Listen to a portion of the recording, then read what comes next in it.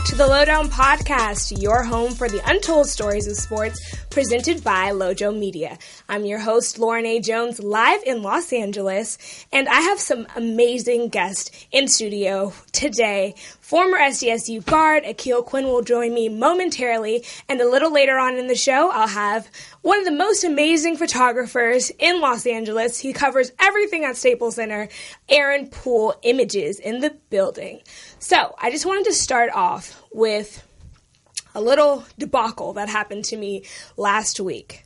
And I want to take a moment to kind of just acknowledge that it was a complete mistake. So, I sent out a text message, and ironically, it was to promote my podcast.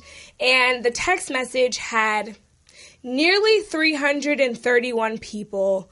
Actually, that's the accurate answer. 331 people in one message. Now, I want to apologize to everyone who was in that message. It was a complete disaster and a technology malfunction. I'm blaming it on the technology. I created a group so that I could distribute to my closest family and friends my podcast and to share with them the great things that I'm doing. And when I got out of the shower, I came back to complete and utter chaos. So to anyone who was inconvenienced by that crazy group message, I truly apologize. And obviously I've been working really hard to get out a lot of content and to distribute it in unique and innovative ways. And so I would never do anything to undermine the hard work that I've been putting in to make my dreams a reality. And so I just wanted to take a brief moment and acknowledge that. Now, that's behind us. Moving on, I want to bring in one of my close friends, actually, Aqeel Quinn. He's a former SDSU guard. And now he's having a successful rap career. Aqeel, welcome to the show. Lauren, a.k.a. Lojo Media, thanks for having me. It's a pleasure, and I love seeing what you're doing now. Thank you. It's a pleasure. So I want to get into the news because LeBron James, King James, announced his final 4 teams and a free agency, right? And so he was flirting with the Lakers. The Rockets were in the mix. Obviously, the Cavs are going to be one of the teams that he considers. And then Philly's in the mix now with this young team, right? I personally think that the 76ers and the Lakers are his highest-rated teams at this point. And I kind of, poked a little hole when I asked him at All-Star Weekend, I said, how does LA rank in terms of, memories for All-Star Weekend? And this is what he had to say about the experience. Lauren Jones, LA Sentinel. When you look back right here. Okay. Hi. When you look back on this weekend, what will stand out most to you about LA All-Star Weekend? I think LA is a perfect place to host All-Star Weekend. It's one of the few cities that we have in our league that can accommodate all of this. And when I mean all of this, you got over 200 plus countries that's covering the game. You got so many people from all over the world coming to watch our game and just be a part of All-Star Weekend. And we know the traffic. We understand that, but traffic is traffic. And but LA can accommodate that. It's built for stars. It's built for entertainment. It's built for cameras and bright lights. And it's a great place for it. I hope everybody had a great weekend. I know I did. I know my family did. So it was a great weekend. So what I heard was LA is built for stars. LeBron's the star. LA is built for bright lights. He likes the bright lights. He likes videos and cameras. I mean, he has the uninterrupted, which is headquartered in Los Angeles, in Hollywood to be exact. The city of bright lights, right? He's not bothered by the traffic. He knows it comes with the territory of being in, one of the premier cities in the United States. So, in my opinion, it sounds like LeBron is coming to LA. I'm going to ask you your opinion. What do you think about King James? Where's he going to end up next season? Sound like he coming home, Lojo? Sound like he might be. I don't know about that one, but I definitely feel like he's comfortable here for sure. I mean, not only him, every NBA star comes out here in the summer, so They love it. They love the weather. I mean, I just think he's going to stay in the East because trying to compete in the West, trying to come out and make it to the playoffs, and he wants to.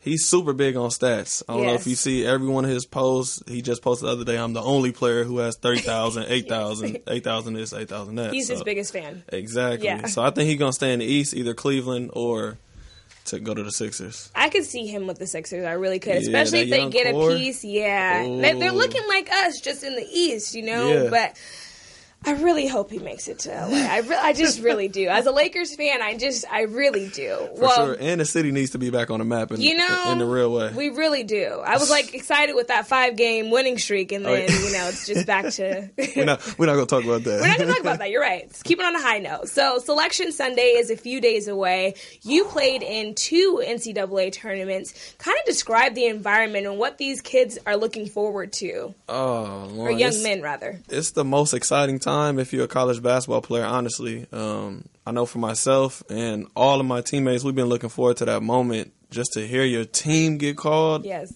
On national TV, and every single person is glued to the TV on Sunday to watch the names and the brackets and the seating. You know what I mean? Where you going to be? The East Coast? Are we staying on the West Coast? It's the best feeling ever, man. And I know everyone's excited. Do you still follow college basketball? Because I know I saw you were on the court side at SDSU getting the royal treatment. Oh, you know. But I pretty much follow them mainly. But I follow all the big names like Bagley, obviously, because he's at the Drew. But yeah, more the bigger schools and then just my school personally. Definitely. Have you ever filled out a bracket? Because I always feel like players are like, nah, I'm not worried about it. I just want to make sure I'm playing. I filled it out once. Okay. The year right after I finished, I filled one out. I forgot who I picked, but I definitely filled one out. Yeah. All right. Well, who do you think will win this year's tournament? I'm rolling with Duke. Like I said, I like Bagley a lot because I seen him firsthand in the Drew. Right. And it's either them or Virginia, but I'm definitely rolling with Duke. I like Grayson Allen. I like his leadership as a senior guard. I like Bagley, the freshman. I like Carter, another big man down there to help him out. And Coach K's leadership. Absolutely. Well, I'm not a Duke fan, but I am a fan of Marvin Bagley. I never do predictions anymore because I'm always wrong. And I feel like I curse the teams that I pick. So I'm more so like, as a journalist, the stories. So I love the Cinderella stories. Those are always like one of my favorite parts of the tournament. And I like to watch specific players. So like you said, I'm going to be looking at Marvin Bagley. Yeah. I'm going to be looking at some of the players that I didn't get to see during, their regular season, whether it was like Colin Sexton or, these high-rated, players. Michael Porter Jr. is another one that I'd like to see. And then, of course, my LA beloveds, Aaron Holiday out of UCLA, and Chimezi Metu out of USC. Yep. I'm going to be looking at DeAndre Ayton, Cal Supreme alum. He is sick. Number 1 overall pick. I'm calling that. Yeah, I called that. I definitely. Matter of fact, I called that months ago as well. Yes. He's somebody I got my eye on too. I'm telling you, definitely a player to watch out for. And definitely. Now that Arizona's kind of in the clear with all of the NCAA. Oh yeah, that madness was crazy. So March Madness is definitely going to be it's going to be a hot ball. Everyone going to have their eyes on it. It's so true. I hope the players ready.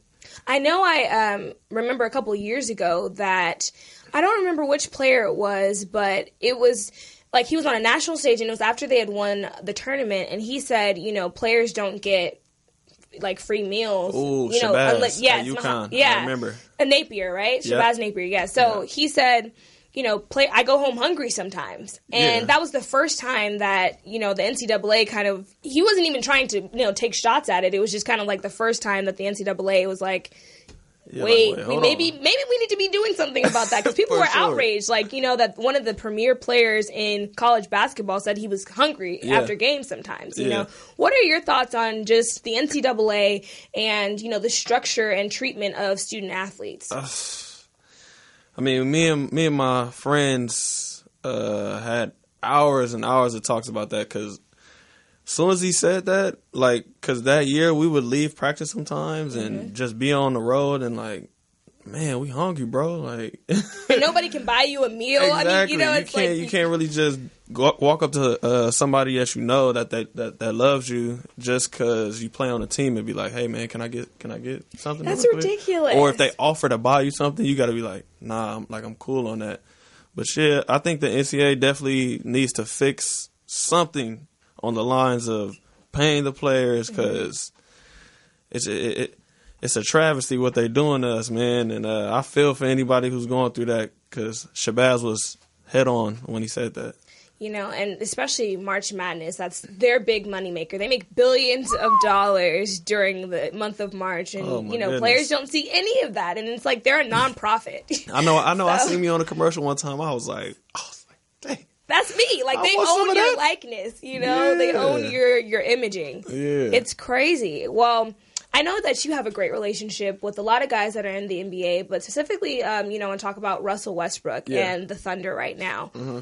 What are your thoughts on what's wrong with the Thunder? What's going on there? What is the problem? I don't know if anything is wrong necessarily, because they went on a streak of like 7-8 games that they were winning. Right. And then Andre Roberson got hurt, so the lineup had got switched up, so it kind of threw off their rhythm again. Melo couldn't make a shot. Exactly. Then when Melo went out again on that one game against the Warriors, I feel like Paul and Russ, they got like a little groove, and then he came back in, and it was like shifted. Trying to rework. Exactly. Mm-hmm. Shifted the whole mold of the team again. So I think going into playoffs, though, they're going to be a scary team to watch. Definitely. Yeah, I mean, you got 3 superstars on one team. That's deadly. It's deadly. What are your thoughts on the Derrick Rose signing in for the Timberwolves? Man, I got strong thoughts about that, and I definitely had strong thoughts when Jimmy Butler sat out at the All-Star, because I was like, Thibodeau is running them down to the ground. I think that's what happened. Okay. I mean, I thought he might have gone out too many nights, or no, that's the 4th player. At first, you got Dang with the Bulls. Now you look at Noah's career; they're hurt. Derrick Rose got hurt, and now Jimmy Butler got hurt. Like, there's something going on over there, Tibbs. You need to rest your guys, man. Like, right. I just didn't like how that played out. But I'm glad he's back on a roster, though. Derrick Rose. Definitely. Yeah, deserves to be there. Yeah, it's going to be a reunion, an interesting reunion between if Butler comes back for the playoffs. Exactly. And wishing him a speedy recovery with that. I hope he comes back, for sure. Definitely. Well, before I let you go, I have to ask you about this whole transition to rapping. You have parlayed, from being a Division I athlete into being, a rapper and taking it so seriously. Yeah. So describe that transition. When I first started, it was just a way for me to get my feelings out, you know what I mean? Because when I stopped playing basketball, of course, I was like, damn, I identified myself as being a basketball player for damn near 24 years of my life. Yes. I mean, I didn't know what to do. Like, I mean, they talk about resumes in college. Don't nobody teach you how to do a resume in college. Right. So I was in limbo, kind of. Yeah, I was in a limbo. Mm-hmm. Like, God damn, what do I do now? Right. You know what I mean? So I started writing just to get stuff off my chest. And then I started listening to beats.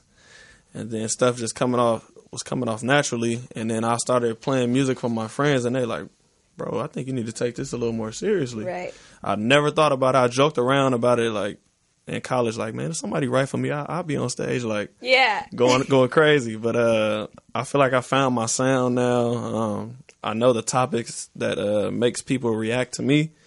So I just attack it in the same sense of being a college basketball player or a professional basketball player, Go in the studio, record, put out content.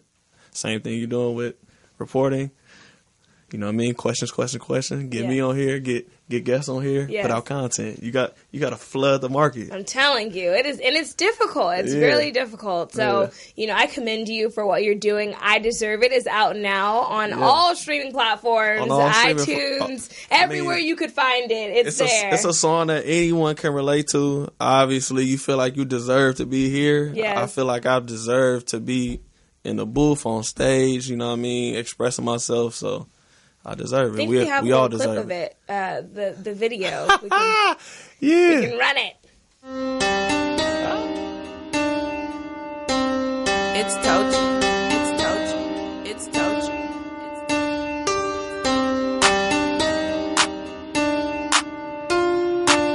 Bro, you ready? Let me get him. You get an opportunity, you gotta take it. Been ballin', shit, I could've been a Laker. My girl favorite line, boy, you a player. Struck my shoulders, put my hands in the air. My mind rich, nothing on me, that's a no-no. Went for 50, word to my nigga go-go. I'm in the city, catch me eating that Soho. With 10 bands on my neck, yeah, this shit glow. Going hard, I ain't got shit to lose. Been a year, nigga, what's your... I mean, you guys can check it out and follow him at Quinn. At Quinn on Instagram, AQUINN_ Quinn, and then my real name on Twitter, Aqeel Quinn. Everything is me. I'm not hiding. It's my real name, and yeah. We appreciate Thank you for having me, Lo. Show. This is awesome. Lojo Media, the Lowdown Podcast. Yes, we're very proud of you. So my next guest, as he makes his way up here to the set, I want to just say that he's covered everything from the Olympic Games to Kobe's last game. And I want to welcome in photojournalist Aaron Poole. Thank you for being here. Thank you for having me. This is awesome. So, Aaron, you were at the Oscars, and, you sent that amazing photo of Kobe Bryant to me winning the Oscar. What do you think that moment kind of means for, athletes and then also his legacy as a basketball player? I think it speaks a little bit more to Kobe's legacy than I think any kind of overall statement for athletes. I mean, we saw Space Jam and Kazam attempt to make some waves, but the interesting thing with Kobe's is he just poured his heart into his goodbye. It was saying goodbye to the object that had made his entire life. Right. And the thing that people don't really realize about Oscars is you don't fill out an application packet and send it in. Like, they find it. This was his first passion project to bring his letter to life, and it was so good that it scored an Oscar. And it was really cool to see him in that environment because he didn't necessarily know how to be in it. Right. It was a very different kind of environment for him. Yeah, I mean, we met at the Drew League, and, I think, you've been to the Drew League, played there, so what is the difference in, working Staples Center events to working the Drew League, in that way? Staples Center is really a designed execution of a singular event where we all know the Drew League has a soul. Like, yes. it is not a single game. It is not, Friday night lights at Staples. It is an entire summer experience that has this cultivated ending, but on a normal Sunday at the Drew, you could have 5 NBA players coming in and playing at a level that matches something you'd see at Staples, but in an environment and in a community that, it's pretty hard to rival Sunday at the Drew when the fire marshal has shut the doors. Right. I completely agree, and I think that that's what attracts so many people to it. What are your takes on, just what the Drew League brings to the LA community? I mean, when I first was just a fan of it, I used to watch like James, Russ, aside from that, but James, DeMar, I used to be like, damn, that's so competitive. Like, yeah. And then they trash talking with like just a normal guy just out there. Like, it's really competitive. So when I got a chance to play in it, I felt even more confident going into my college season. Like, oh yeah, if I could play against DeMar or James, like, I'm going to kill whoever I'm playing against in college. Joe Schmo. Yeah, right. So I know college people look at it like that. And then on a pro perspective, I mean, you could work on your game against some good competition. Absolutely. Well, I just am curious because I know a couple of photographers, but I see them everywhere. But I'm like, what is a day in the life of, a photojournalist? It's entertaining because it's less of a job and it's a lifestyle. Your life flexes on what schedule you have based off events, what kind of stuff you shoot. For Drew League in the summer, you get Monday through Thursday off, and then you were working 16-hour days the whole weekend, going through 8 games back to back. And, there's definitely no such thing as a normal week. Right. Every single week is a unique tailoring to whatever you're able to kind of book or put down for yourself. And what's your busiest time personally? Because I know you were telling me, you're like, okay, after Oscars, then we can talk. Well, and this year, it's not only was it Oscars week, but we had NBA All-Star the week before, yes. And then you had Grammys 2 weeks before that, to where this spring has just kind of been a nonstop event after event. Yeah. And then with all the different changes in the NBA, just the push to the playoffs is going to be very different and entertaining, to where, you know, there's not really a slow sports lull right now. Yes. Usually after Super Bowl, we're all kind of bored, waiting for stuff to go. And right now, like, just Tuesday games are really exciting in the NBA. Is. I mean, and, you know, I was watching before I got here, which was why I was a little tardy. I was watching that Minnesota and Celtics game, and, you know, my heart goes out to Jaylen Brown, because oh my gosh, it was one of the scariest plays I've seen. It's one of those, you know, like, heart-wrenching. It's the Paul George in Vegas. Yes, it was like you feel it. He like fell on his head after going up for a dunk, and it was just like an awkward landing. So he did walk to the locker room, which is always, you know, promising. But, you know, for a young player especially, it's always, for anyone, but, you know, for young players, I always am like, whew, oh my gosh, I was sweating, oh gosh. But what are your favorite types of events to cover? Is there any one, you know? You know, I love basketball since I was young. You know, music is a lot of fun to shoot as a photographer, because you're having to almost predict the future. An artist, when they are in their zone, doesn't really know where they're going or what they're doing on stage. They're just moving with that music. And it's really fun to sit there and have to be a couple seconds ahead of them while they're moving, as you're trying to do this weird balance of your settings, your framing, and all that. And there's something about having to do 6 things at once that's really, really fun. Well, I've been on the receiving end of your lens. I've been blessed with that a few times. And, you know, I just have to say that what you do is so amazing. There's some pictures there from the Drew League, and outside, you caught me outside of Kobe Land, which was so awesome. I was like... That was Jersey retirement night. Yeah, the Jersey retirement night for Kobe. What was that, you know, just briefly, what was that like? That one was fun because it was a different kind of culmination to the end. Like, Kobe was such a fiery player that the last game, the retirement, then the Oscar, it's so fun to kind of see Kobe getting to take a breath and actually enjoy it. Yes. He didn't have fun while he was doing it. You know, as soon as he lifted that trophy, he gave himself kind of that Alabama football, we get a couple days to enjoy it, and then I got to go make someone mad that I won. That it's fun, you know, to really see him get to smile and really take it in. You know, he's got daughters now that are getting to understand what he did, and I think parent Kobe, along with kind of getting to reminisce Kobe, is kind of softening a little bit from the Mamba attitude, but you're getting to see him mature and grow up into the adult he really wants to be. Right. Definitely. What are your thoughts on, you know, that night for LA, Kobe's retirement, and, you know, just his legacy in LA? I know a bunch of my friends, actually, including you, went down there to, like, just feel the energy of LA. On certain type of days, when you wake up out here, I don't know about you, but when you wake up on, like, a special day, you could feel the actual energy. Yes. I know I felt it in All-Star, too. Just waking up, I'm like, damn, it feels good to be from L.A. Yes. But just the excitement on that last day, it was like you said, it was a culmination of his whole career. I was like, yes, Kobe. Did you cry? No, I didn't cry, but I you know that feeling. There was a social media tribute, though, that went out somewhere that day. Yeah, I'm watching like, damn. Sheesh. I definitely shed a little. It was like I was watering, but I didn't actually cry. I felt that. You felt it, though. I felt that. Well, I want to thank you both for joining the show. This was so amazing. And now it's time for Lojo's Week in Sports. My Seahawks, guys. Oh, my gosh. I'm really nervous for this upcoming season. So as a Seahawks fan, it looks like darker times are ahead. So first, you know, I trust Petey and John Snyder. Like, hey, I trust you guys. I know what you can do with little pieces. But we traded Michael Bennett to the reigning Super Bowl champion Eagles. And then, you know, Richard Sherman is saying his goodbyes to the team like he's going to be released.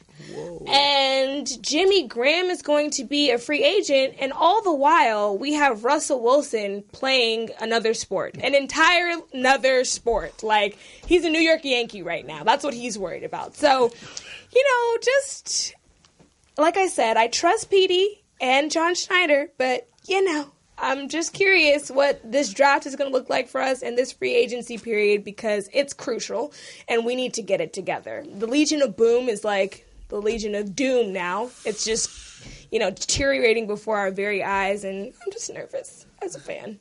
But anyways, that's it for, Lojo's Week in Sports. But this week, I have a very special shot caller of the week. I wanted to honor my right hand at Lojo Media, Tiana Hunter. She started with me as an intern 4 years ago, and she celebrated her 20th birthday on Tuesday.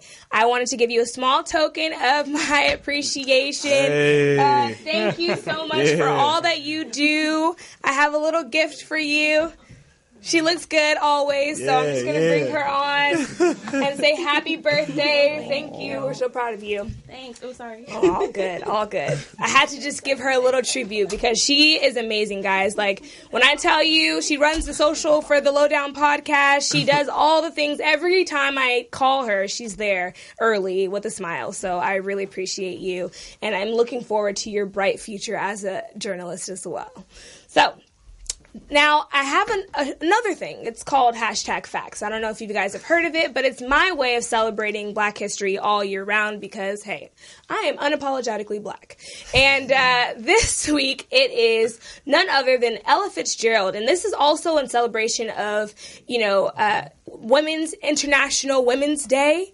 At Super Bowl, I believe that's 6 in New Orleans in 1972, Ella Fitzgerald became not only the first jazz artist to perform the halftime show, but she was the first African-American woman, period, to perform. And, in celebration of all the women out there and all the women that have supported me over my entirety of my career, I want to say thank you to my producer, Charlene. Thank you, girl. That rundown is always looking tight.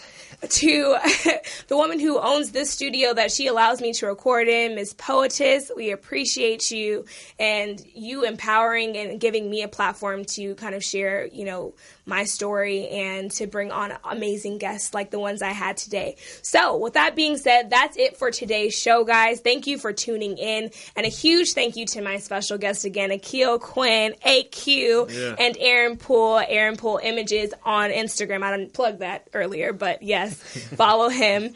If you missed any parts of the show, you can find it on pretty much everywhere, YouTube, SoundCloud, iTunes, /Lojo Media. Again, I'm your host, Lauren A. Jones. Follow me on social media at Lojo Media. And we'll be back in 2 weeks, so look forward to some social content in the meantime. You can follow us at the Lowdown Podcast on all social platforms, Facebook, Instagram, and Twitter. And we'll see you then. Stay tuned. Thanks, guys, for tuning in.